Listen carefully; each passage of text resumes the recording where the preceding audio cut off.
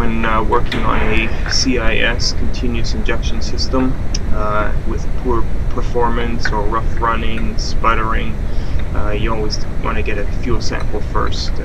You can see here I already have a fuel pressure gauge attached. Fuel pressure was normal. These vehicles have two fuel pumps, one in the gas tank and one under the vehicle. Fuel pressure showed nothing or indicated nothing was out of the ordinary. So again, fuel sample is always the next step. You're going to need a 22, 19, 17 millimeter wrench to loosen the fuel filter, banjo fitting, and then you can remove the fuel filter. There should also be a tie-down clamp, 10 millimeter, that holds the fuel filter to the airbox assembly. So loosen that tie-down clamp first, and then you can remove the banjo bolts from the fuel filter ends and remove the fuel filter.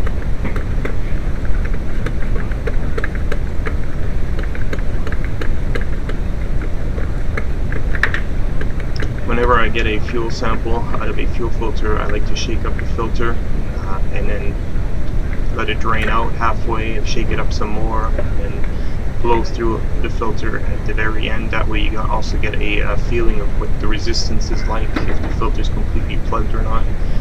So here's the first sample, and then shake it up some more. You can already tell it's quite dirty, so it's worthwhile replacing at this point already. But what you also notice here, as the fuel sample settles, there's actually water in here as well.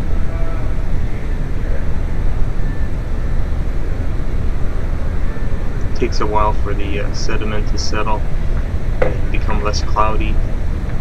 After about an hour or so, it was completely settled, but you can see here at the very bottom corner, you can see a dark formation already that's separate from the upper level, and that's basically water with a bit of rust in it. Right there you can see it pretty good. There we go.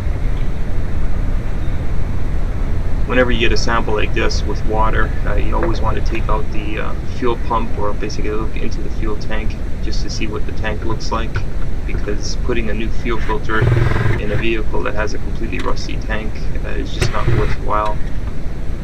Sure, it'll get it going again for a while, but you've got bigger issues. So remove the access plate.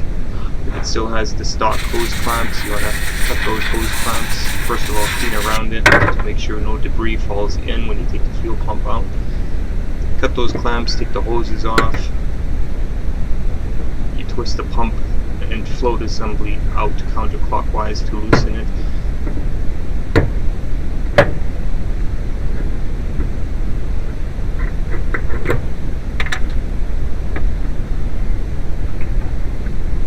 Obviously you're going to put new hose clamps on there. Regular worm drive, gear drive clamps are just fine. Don't over tighten them though, because gear type hose clamps will bite into the hose more and they'll actually cut the hose, and if you do that over a period of time, the hose will actually break or start leaking. So you disconnect everything from the sender / fuel pump assembly.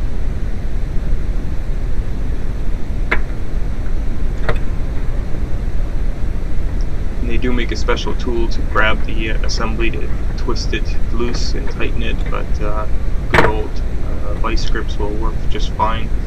What you want to do is grab the pump assembly or the sender assembly on the outer lips. I like to use 2 vice grips, because over time these things can really stick to the fuel tank as the seal dries up and everything just glues itself on. You just pinch the sides and you give it a good bit of leverage counterclockwise. Once it's loose, you can just lift the assembly out.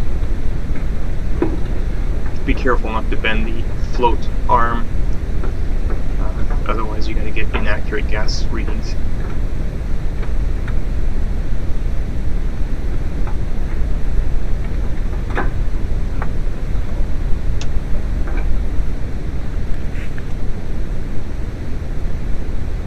And you just basically look in the gas tank, see what you see, Right now it looks nice and clean still, so no real rust has occurred yet. But by shaking up and stirring up the gasoline, you can actually see there's water droplets all over the bottom of the tank. So we're going to add some water dispersant and some methyl hydrate, and that'll burn off all that water. Next step obviously is to find out where the water is coming from. So a usual suspected place is the filler neck. If you have an air gun, just clean around the filler neck. Get rid of all the dirt that has accumulated over the years. And that's basically what's causing it to rust out, is dirt gets wet and then it keeps that moisture there and it rusts out that gas, the filler neck.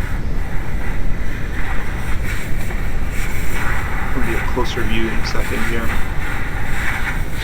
The best thing to do is to replace the filler neck. They're harder to find though. So at this point then, what you can do is just clean it off as best you can and get some undercoating plasti seal. And then just seal it all up or spray it in and let it dry, maybe put a few layers on there, and that's a good temporary fix. You can see here the rust. It's fairly minor still in terms of hasn't broken completely through, but it's enough to let water in. New filler necks on order. New fuel filter went in.